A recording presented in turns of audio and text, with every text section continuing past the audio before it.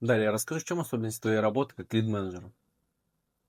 Ну смотри, отвечаю клиентам в течение 10 минут, дожимаю их до номера телефона.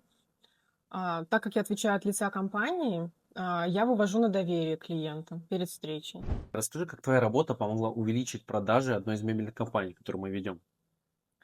Ну смотри, на примере компании с Санкт-Петербургом из 30 заявок дожало 15, заключили договор 4 заявки на общую сумму 1,5 миллиона рублей. Мгм. Я к этому добавлю то, что заявок было получено порядка 100, где клиенты прошли чат-бот от начала и до конца. Мгм. Помимо этого было еще 30 заявок, которые не прошли чат-бота. То есть есть люди, которые хотят получить персонализированное общение, ответ на свои вопросы.